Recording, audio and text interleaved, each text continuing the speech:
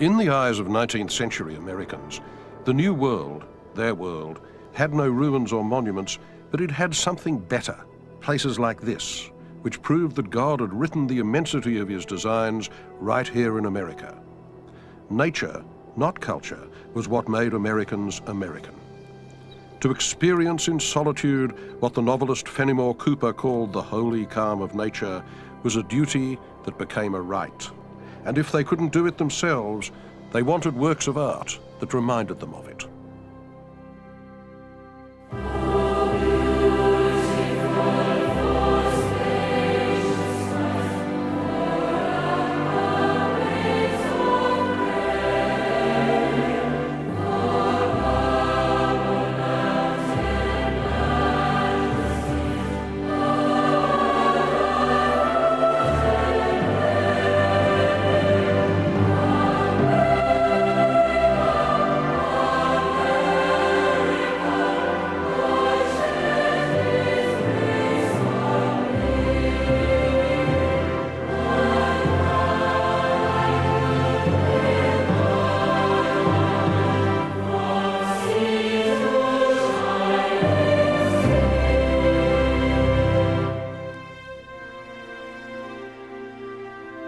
Sort of hard to take it all in. I mean, it's awe-inspiring, that's for sure.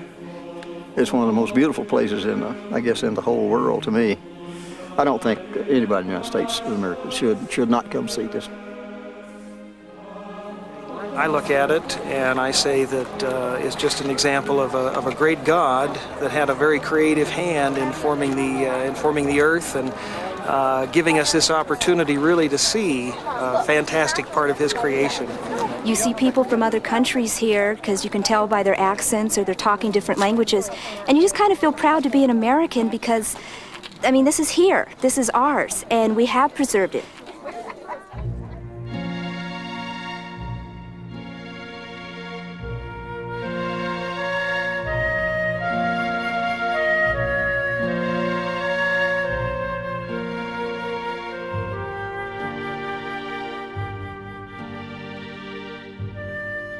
Landscape became the national subject, the sign of American identity. The painting of historical subjects was weak in America because artists feared that American history itself was thin. But God creates the landscape, and it creates an American vision, primal, a theatre of triumphs and conquests to come.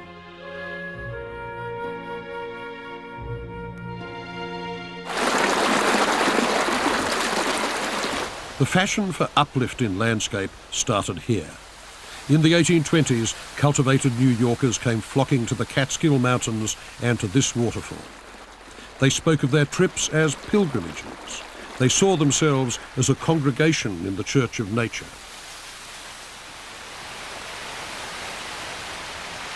The tourist arrived and stayed in a fair-sized hotel built at the top of the falls called the Mountain House. He paid 25 cents to some elderly gnome to operate a sluice gate and release the water over the falls. So what the tourist got was no longer wilderness, but a wilderness experience, something that you appreciated aesthetically, but no longer had to struggle towards.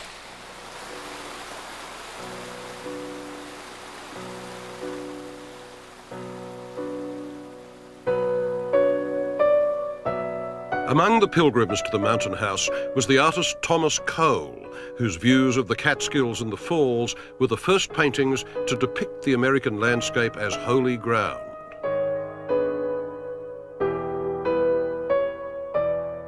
In the beginning, all the world was America, John Locke had written in the 17th century, and Cole's images reflect this idea of America as the very prototype of nature, with the solitary traveller as Adam.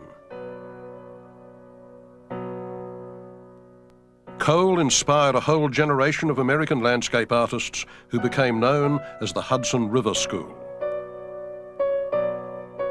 His work included scenes of Italian landscape based on Turner and Claude Lorraine, classical ruins, picturesque peasants, and the artist sketching them while a goat sneaks up to eat his jacket, a deflating touch almost worthy of Mark Twain.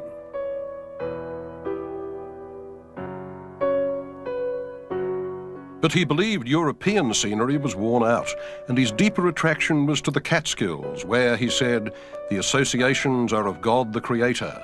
They are his undefiled works, and the mind is cast into the contemplation of eternal things. This could require some artistic license. This is Cole's Falls of the Catskill. The leaves are turning red. It is autumn, peak viewing season. But he leaves out the tourists peering over the brink and puts in an Indian brave, posed exultantly, the last of the Mohicans, the spirit of the woods. But the Indians had long since been driven away, and Cole was troubled by the raw, go-getting spirit of most Americans who saw landscape only as territory, raw material, not as a spiritual resource. For Cole, that seemed close to blasphemy.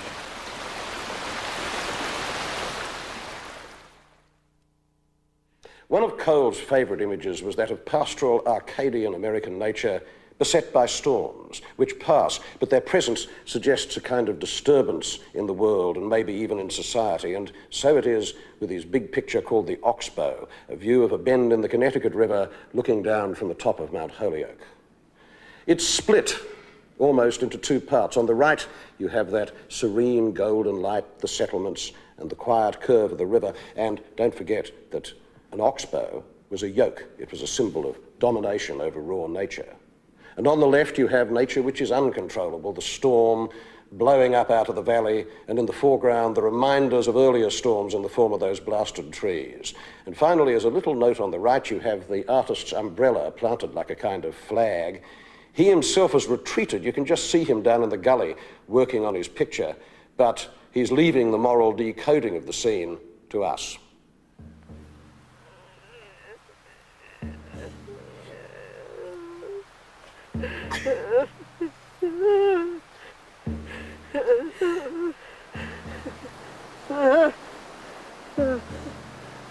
Deep in the woods of North Carolina, an extremist eco group called Earth First bewails the violation of American nature.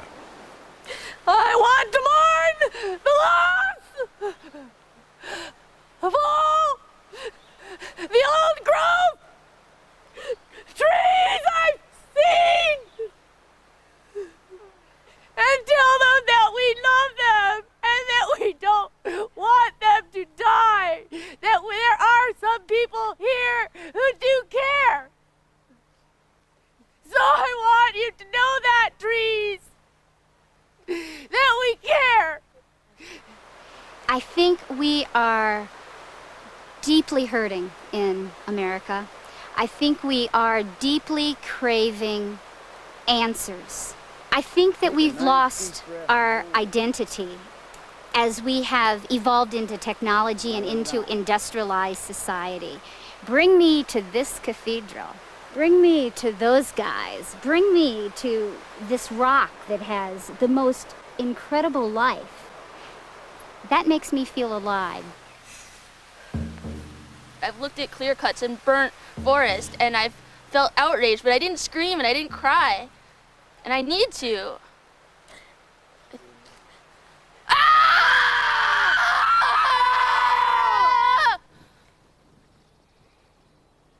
This fear of the vanishing wilderness goes back a long way. In the 1830s, the French visitor Alexis de Tocqueville remarked with uncanny insight that it is the consciousness of destruction, of swift and inevitable change, that gives such a touching beauty to the solitudes of America. One sees them with a kind of melancholy pleasure. One is in some sort of a hurry to admire them. Now, this created a conflict for Americans, because on the one hand, the land was seen as an enormous cornucopia of natural resources that you could do anything with that you wanted. On the other, it's God's fingerprint, to be preserved and revered at all costs.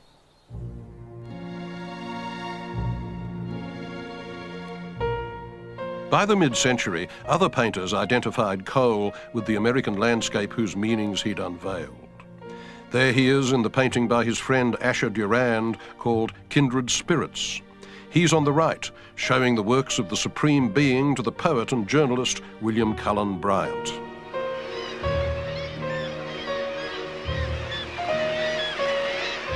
The appetite for images of pristine American nature was not restricted to landscape alone.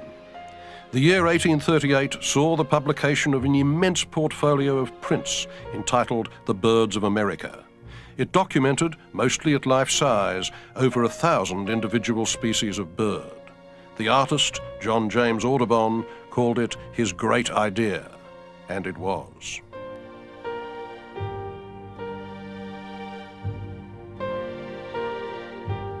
There he is, clambering between the crags, a fresh specimen strapped to his back, while a golden eagle clutching its prey soars in the foreground.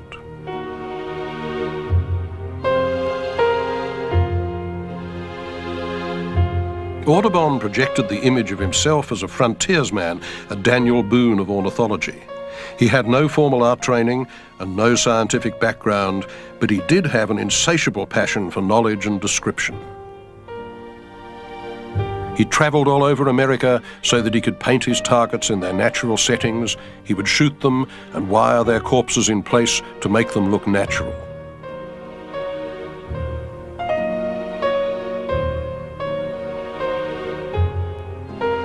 Audubon was a brilliant stylist with a strong sense of profile and a whiplash line, and the results go far beyond the category of ornithological prints. Following the taste of his day, he would sometimes present his birds in moralizing human terms. Of these two pairs of Carolina turtle doves, he wrote, "On the branch above, a love scene is just commencing. The female seems doubtful of the truth of her lover, and virgin-like resolves to put his sincerity to the test by delaying the gratification of his wishes." A very American bird. Like Cole, Audubon saw how American progress threatened the continent. Some of his prints are elegies for species that were already facing extinction. And he was right to worry. The star of empire, as some Americans called it, was rising, and the movement was west.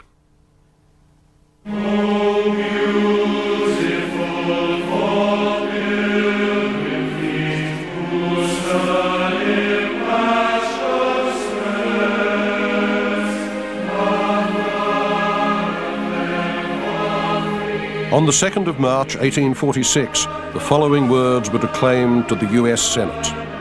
"The untransacted destiny of the American people is to subdue the continent, to rush over this vast field to the Pacific Ocean, to teach old nations a new civilization.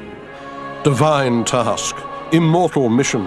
Let us tread fast and joyfully the open trail before us."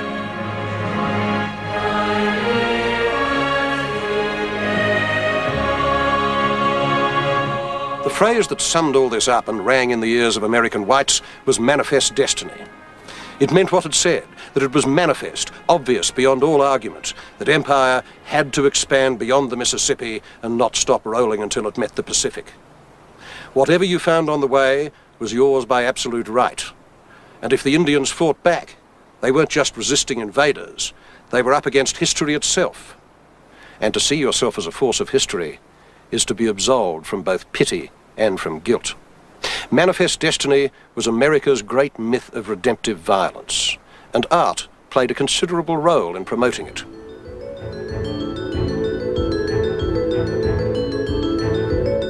John Gast's picture, American Progress, shows a goddess with the star of empire stuck to her forehead, proceeding like a blonde blimp above the ranks of the advancing settlers while the Indians fall back. She unreels telegraph wire as she goes.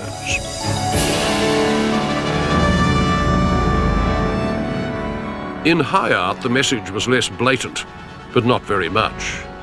Albert Bierstadt paints the Conestoga wagons rolling forward into the westering sun, which floods them in golden light, implying, as one orator put it, that progress is God.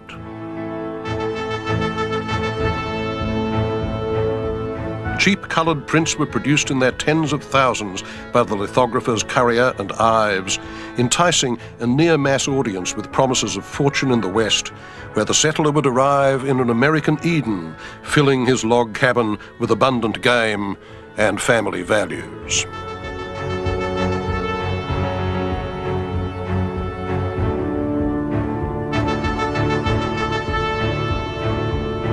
The hero of Manifest Destiny was Daniel Boone, the frontier scout, Indian killer and real estate dealer who found a way from Virginia across the mountains into Kentucky and thus westwards. Here, the artist George Caleb Bingham fuses him with the biblical image of Moses, leading his people towards a land of milk and honey. The Daniel Boone legend sets the terms of the mythology that would, for Americans, describe and explain the process of westward expansion for the next century.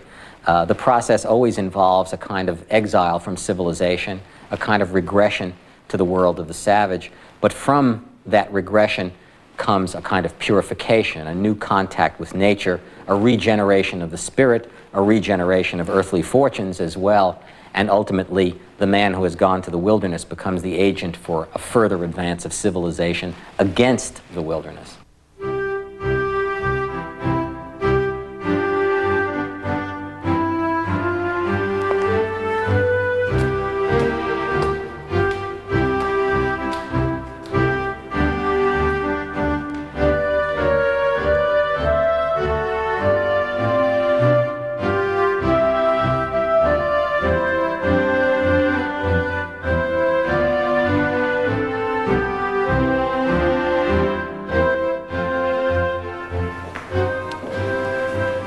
In 1861, the United States government decided to make the imagery of Manifest Destiny official by commissioning a huge 600-square-foot mural for it on one of the main staircases of the Capitol in Washington. The artist chosen was Emanuel Leutzer, who had already become famous for painting Washington crossing the Delaware. And if there was any artist in America who could be relied upon to produce a large, efficient, patriotic engine, as it were, that man was Leutzer. The metaphor is Exodus, with that Daniel Boone-like frontier scout once again as Moses displaying the promised land of California to the chosen people toiling up the crest of the Rockies. A young man rises in his stirrups to catch sight of the distant land. Broken wagon wheels and animal skulls suggest the death toll of earlier migrations. But there is no one left to oppose them now. The plains below are empty of Indians.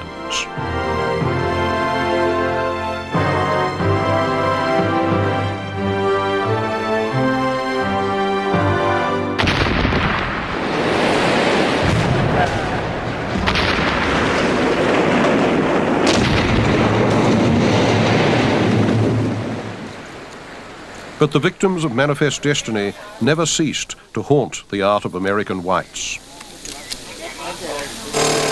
In the Black Hills of South Dakota, work keeps going on the largest, though perhaps not the best, sculpture in the world. Begun in 1949, the blasting of a mountain into an effigy of the Lakota Indian chief, Crazy Horse. The whole thing will be 560 feet high. Crazy Horse's nose alone is 27 feet long. It's the invention of a Polish emigrant named Korczak Ziolkowski, who meant it as a reply to the faces of the presidential dead white males on Mount Rushmore 20 miles away. Korczak died in 1982, but his family continued blasting out the form of Crazy Horse. One of his 5 daughters, Monique, drove me to the top to show me the work on the head 45 years after her father started it. Did Korczak ever imagine that this could be finished in his lifetime? No, I don't think so. He thought he would carve something 100 feet high at first, but then when Henry Standing Bear and him picked out the mountain, he just thought, what the hell, I have no place to go, so I'll carve the whole mountain. Well, did he have all you offspring to carry it on then? Or? No, he didn't know that he was going to have a family until he married my mother. He called her Fertile Myrtle. Fertile Myrtle. And she was. How many of you are there? There are 10 of us. And every single one of you is working on this? 7 of us still work.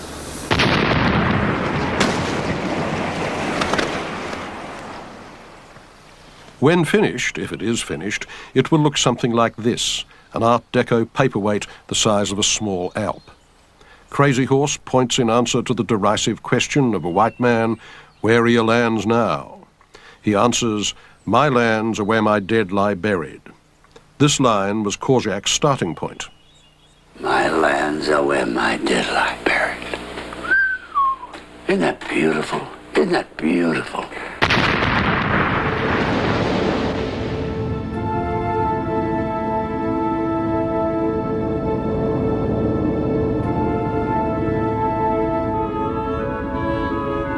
But European artists have been praising, deriding, or trying to be objective about the American Indian ever since they got here. The most energetic of them was the artist-explorer George Catlin in the 1830s. Catlin was largely free from the prejudices that disfigured white American views of Indians. He didn't idealize them as noble savages. He didn't demonize them as brutes. He tried to see them as real people in a real, if exotic, social setting. Catlin also tries to deal with this problem of the ephemeral quality of the wilderness, the fact that we destroy it as we appropriate it. We murder to dissect. That's right. And the paintings are, I suppose, his primary means for preserving at least the image of that world. However, Catlin also proposes the creation of a kind of Indian preserve on what was then called the Great American Desert. And there you have the notion of another kind of ambition or relationship that Americans have towards that wilderness, the desire to freeze it somehow, to preserve it, if only as a museum specimen of the real thing, of the wild thing.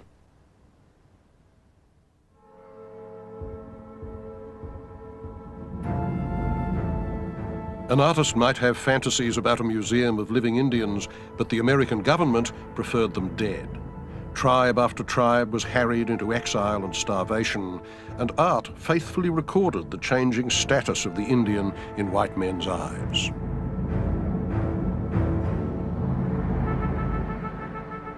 In 1822, Charles King could paint a delegation of Pawnee chiefs to Washington as a group of Roman noblemen with finely etched faces personifying dignity and reason. But as the Indians kept fighting their losing battle against the settlers, as horror stories about scalping and treachery, abduction and rape became common coin in the East, so artists took to painting them as fiends. In a lurid expression of racial anxiety, Charles Diaz in 1845 paints a white settler and a red warrior equally crazed with bloodlust, locked together in their death fall into a gorge.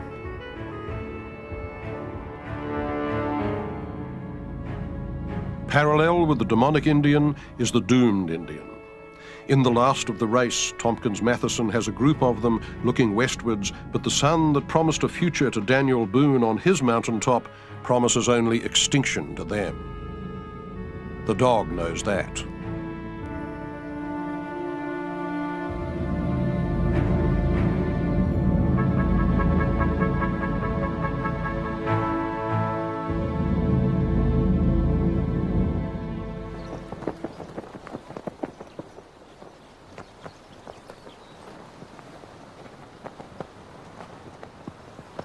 This is the house the artist Frederick Church built for himself on a hill above the Hudson River.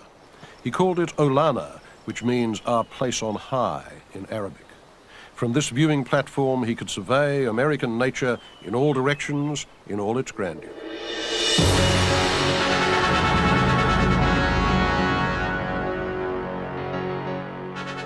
Church was the leader of the Hudson River School, a group of nationalist painters who believed American landscape was unique, fresh, and a sign of divine will.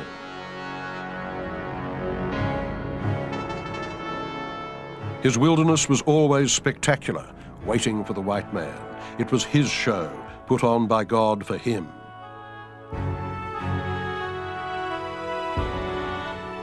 And Church's paintings, like this view of Niagara Falls, with the green water sliding implacably over the drop, celebrate its primal power.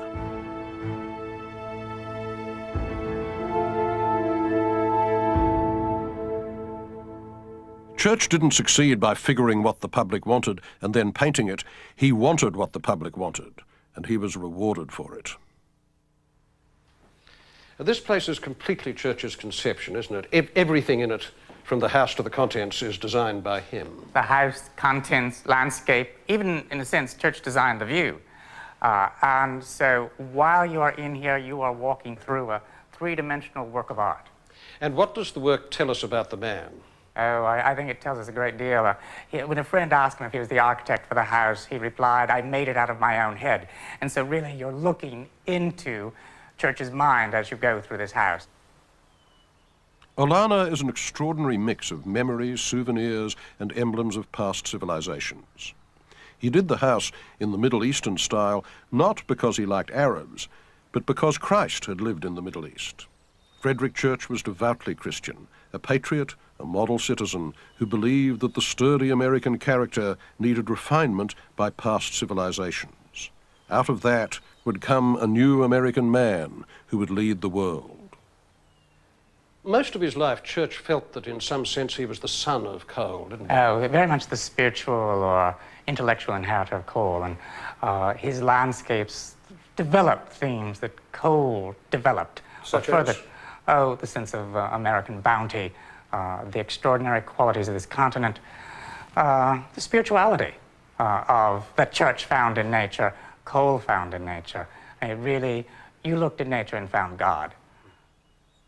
Church painted this solitary cross in the wilderness as a memorial to coal. He was, in fact, coal's only pupil. But his pictures praised American expansion rather than warned against it. The Hudson River was not enough for him. He also sought enormous, exotic subjects in South America.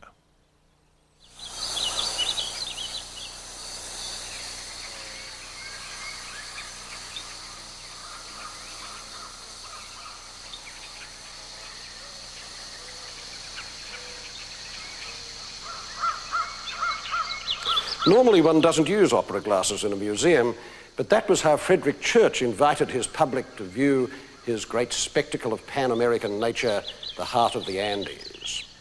It went on view in 1859 and it pulled in 12,000 people in 3 weeks, thus becoming America's first one-man, one-picture blockbuster.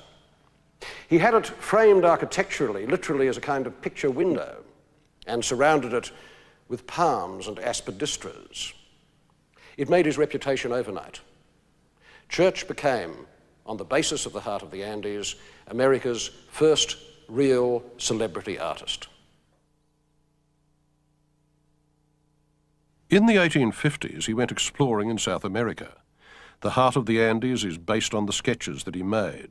It's not a single view, but a combination of many, sealed by Church's signature carved into a tree. His public loved the sheer abundance of the image. It's a painted encyclopedia of nature, but all its detail is unified in sublimity. The painter becomes God's stenographer. He reconciles science with religion.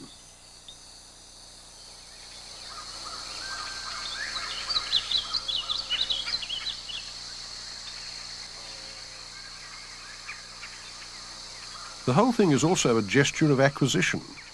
The fact that it's framed like a window implies that the Andes are somehow right in the Yankees' backyard, that the North American viewer in some way owns the South American view.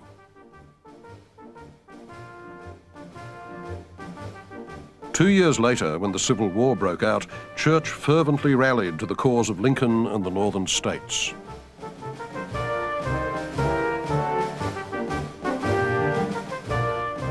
As his contribution to the war effort, he painted Our Banner in the Sky. It was circulated as a lithograph to Union troops. Landscape couldn't get more cornily patriotic than this. The stars and stripes, a sign from heaven, something that couldn't be challenged without provoking God's wrath.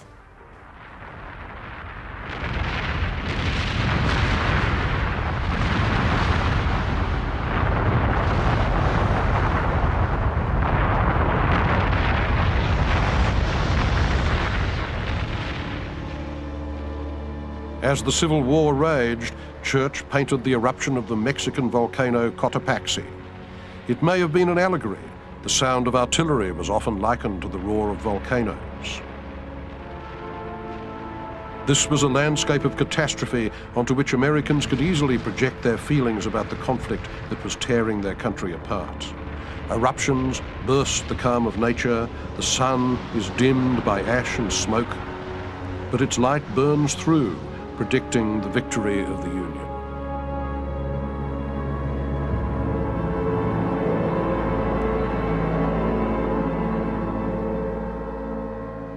But was a heroic, optimistic landscape art possible when the very earth of America had become the mass grave of a generation?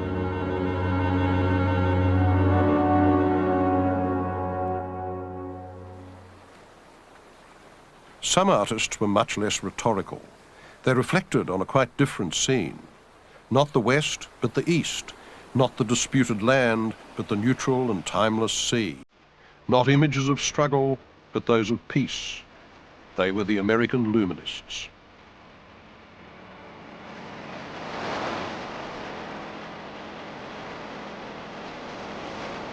The painter John Kensett saw the sea as an emblem of consciousness, silence, an immense reflective calm.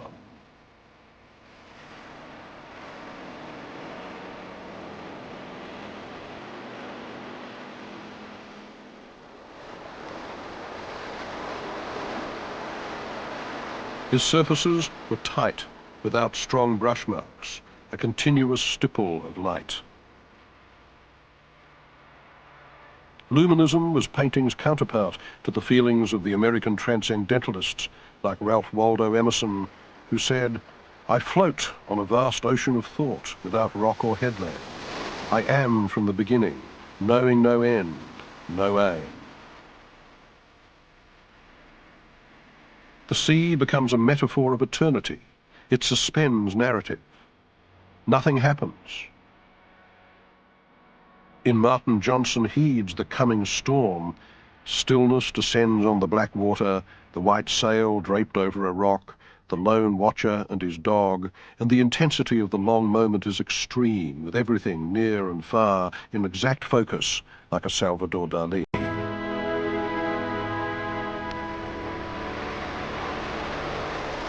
The Luminists didn't go searching for spectacle. They used what was on their doorstep. In Fitzhugh Lane's case, a narrow slice of coast around Gloucester, Massachusetts, with its tidal bays, its rocks and shipping. But to most Americans, such images would have looked like dreams in a backwater.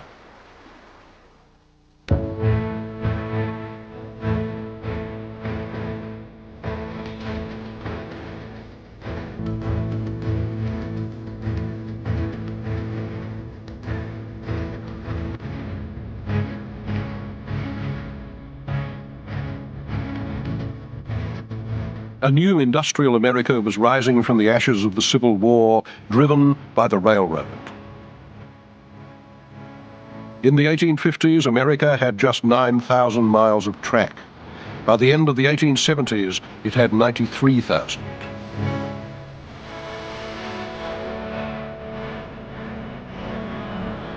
Railroads crossed the continent.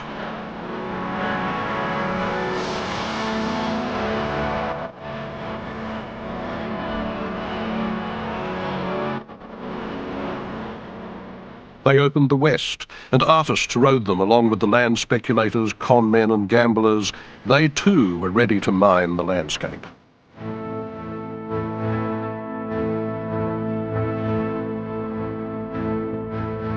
The steam train becomes the symbol of American progress. Its headlamp is the star of empire. It moves irresistibly through glorious landscapes.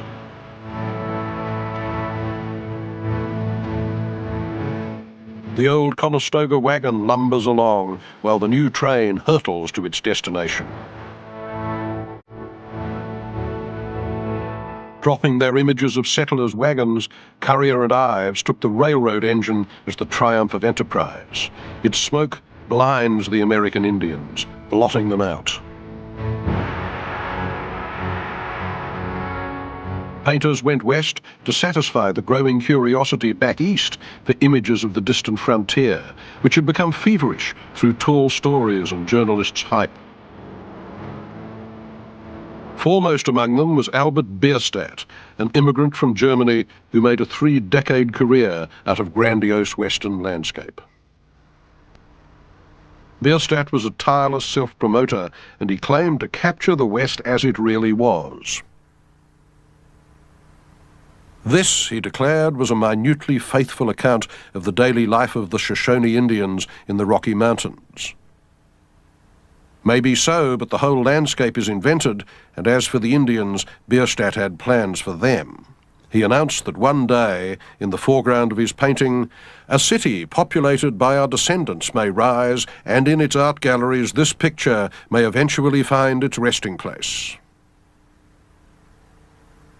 Bierstadt's Rockies only look wild. Actually, they promise complete control of territory. The thought behind them was the exact opposite of the beliefs that Indians held about their own relationship to the land.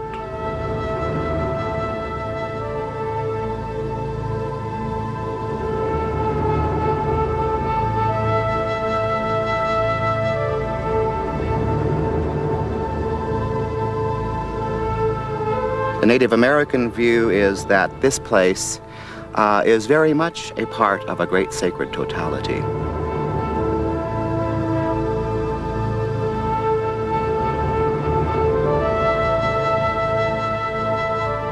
My people, who were the hunters, did not paint landscapes. In fact, very few tribes painted landscapes. That's a very foreign idea, you know. This was a part of the great holy, and you lived here and you perhaps emulated portions of the environment.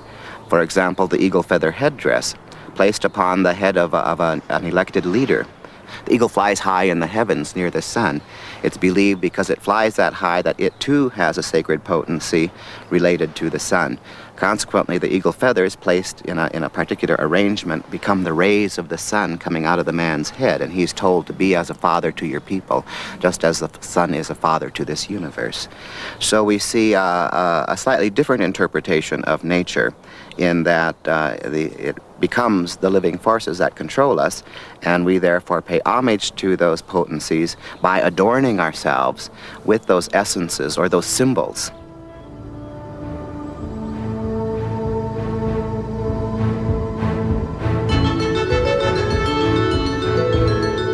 The railroads built the West. They created the myth of the West and fixed it in popular fantasy. Their promoters had to find new destinations. In fact, they created them. Nowhere is this plainer than in the story of Yellowstone.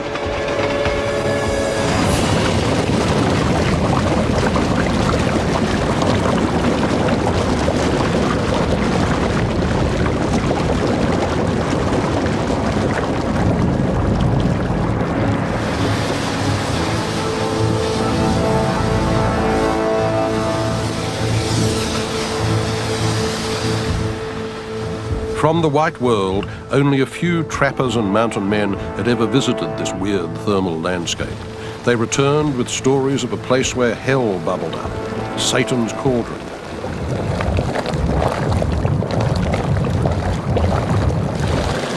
Their stories of geysers and rivers of boiling water were too wild to be believed back east.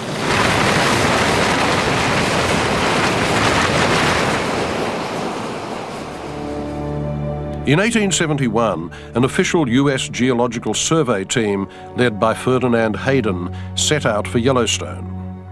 Hayden knew he would need pictures, not just words, to describe it, so he took along a 34-year-old artist, Thomas Moran. Moran's trip was underwritten by the Northern Pacific Railroad, which guessed that his images just might create a new tourist destination.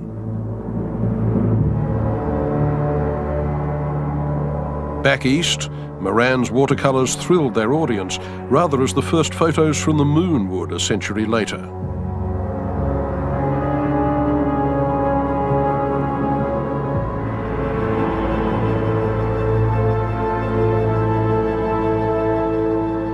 Along with Moran, Hayden had invited a former stagecoach driver turned photographer, William Henry Jackson.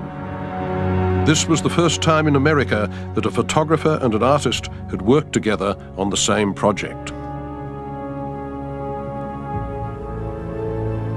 Jackson provided the objective record of this world of wonders to a public which thought the camera couldn't lie.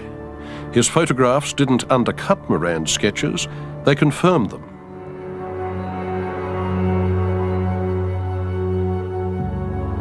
Moran often helped Jackson find scenes for his camera, and then he painted them himself. Hayden used their work to persuade Congress that Yellowstone should be protected forever. He wanted to create America's first national park.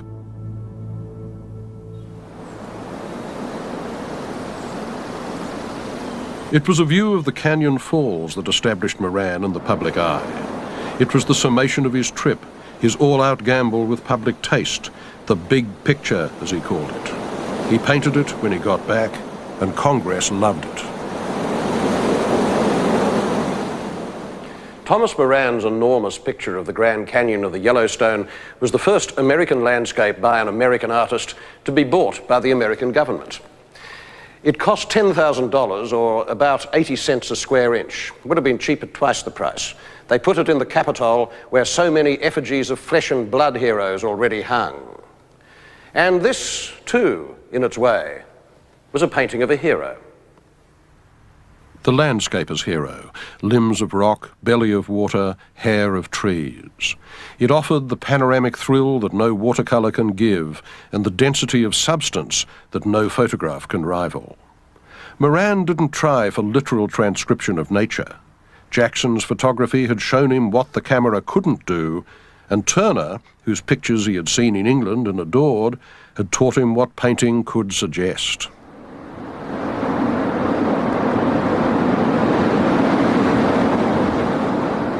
In 1872, the year Moran's canvas was finished, the Yellowstone area became a national park. Moran's painting didn't force the bill through Congress, but it did become the prime symbol of wilderness tourism, and it did wonders for the cash flow of the Northern Pacific Railroad.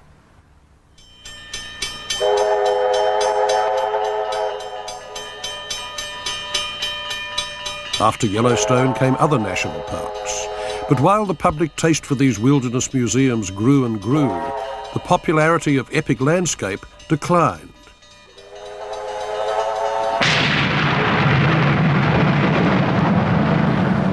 By the 1890s, the likes of Moran and Church were seen as the remnants of a mode of landscape painting that was too big, too naive, too much all round.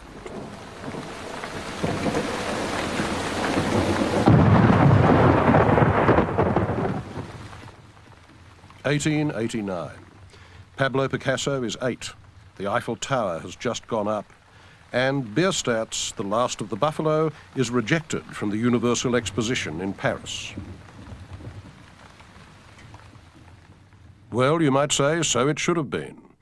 The picture is a lie. It puts the blame for the extermination of the buffalo on the Plains Indians instead of white Americans.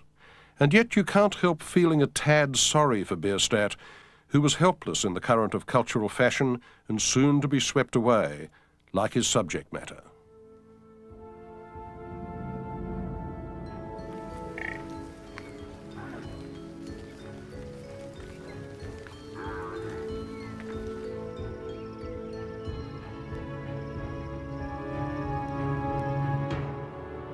Nobody painted these scenes. They were left to the camera. Soon the buffalo were gone, wiped out as a matter of government policy by professionals with Sharps rifles who were out to destroy the Plains Indians' food base and turn them into beggars.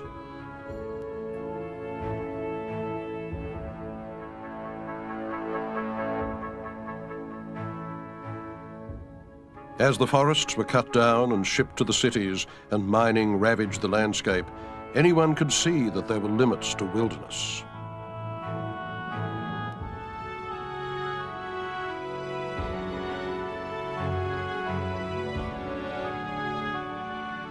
Then America began to run out of West.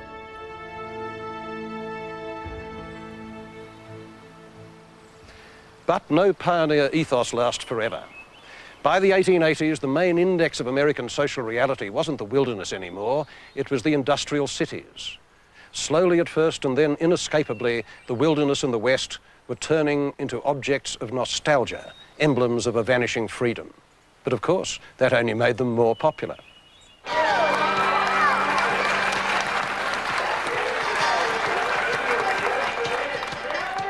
The myth of the West is only too familiar to us today, and it is so firmly embedded in the culture that Americans never get tired of it, even though it only lasted a few decades and ended over a century ago.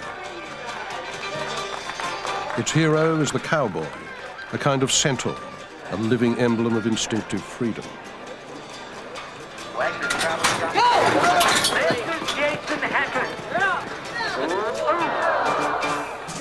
This mythic West is largely an invention, created at the end of the 19th century from a blur of fact and nostalgia.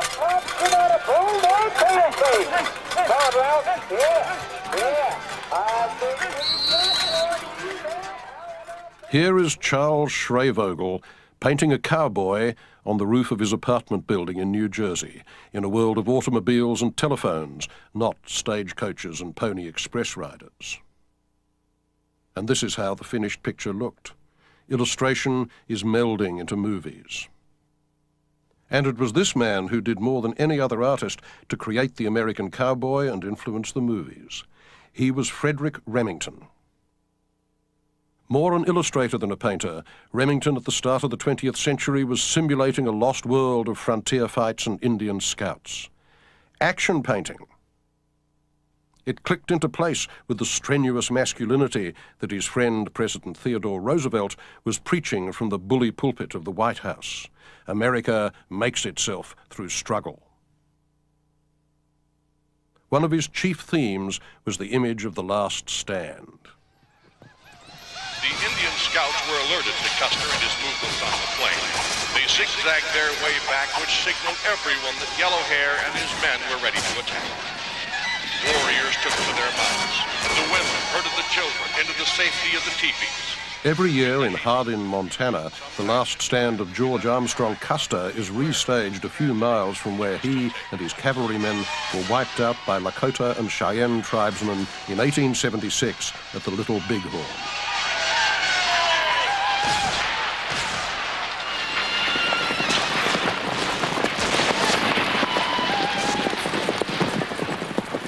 A lot of people have negative stereotypes on George Armstrong Custer, and we want to keep bringing up these old grievances. Instead, we work together and take a bad situation and make something good out of it. Take a lemon and turn it into lemonade, if you will.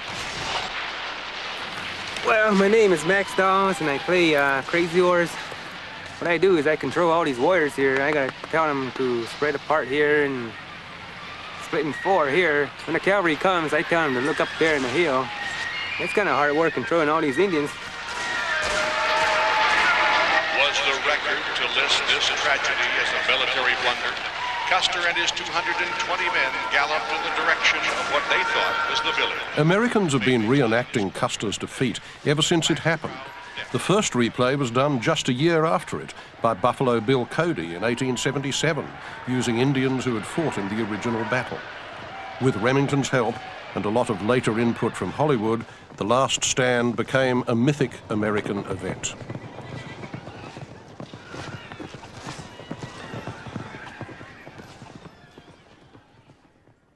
The root of that recurring theme of The Last Stand in Visions of the American West is that sense of this place, which is supposed to represent the future, also represents the doom of something. And it comes into the culture as a powerful symbol from the very beginning. And what it symbolizes is, in a sense, the end of the frontier, because this is a battle in which the Indians, that marks the doom for the Indians as well, because Custer will be avenged. It represents the defeat of the frontiersman. Custer is represented usually in a buckskin coat, like Daniel Boone. So it's his doom as well. But more than that, it was also seen as a symbol of what could happen in an industrialized America if the lower orders, if the freed blacks in the South, or even immigrant workers in the city, were to take advantage of their power as democratic citizens and try to take over the government. The Last Stand accorded with a deep American anxiety that in a time of massive immigration from Europe and Asia, white Anglo-Saxon America was going to lose its identity. It would be polluted, infected, subverted, and conquered by the scum of a foreign earth. Certainly it meant exactly that for Remington, a raving xenophobic bigot. To him, the solution was violence. Jews, Indians, Chinamen, Italians, Huns, he declared, rubbish of the earth. I've got some Winchesters, and when the massacring begins, I can get my share of them, and what's more, I will.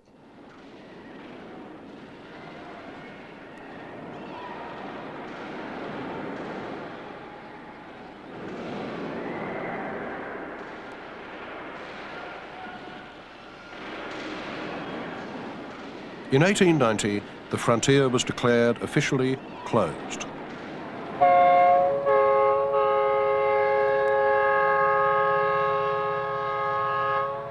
In 1893, a young professor at Wisconsin University, Frederick Jackson Turner, argued that it was in the act of going west that Americans had left their European heritage behind and created something new, and that what had been created was the distinctive American personality.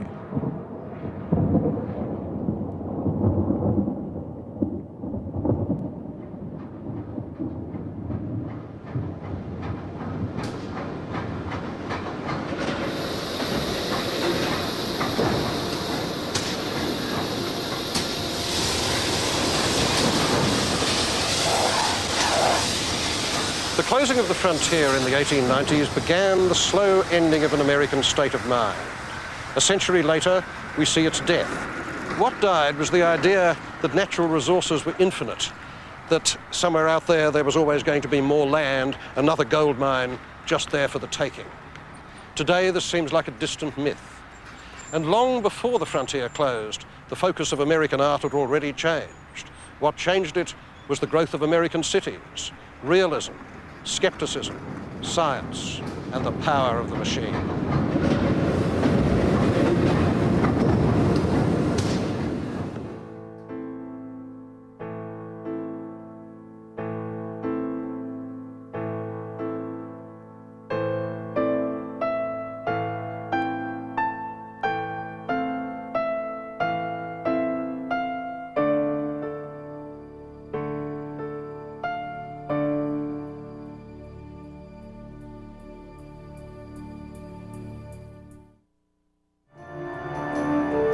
Visit American Visions at PBS Online and further explore the American experience through art at the address on your screen.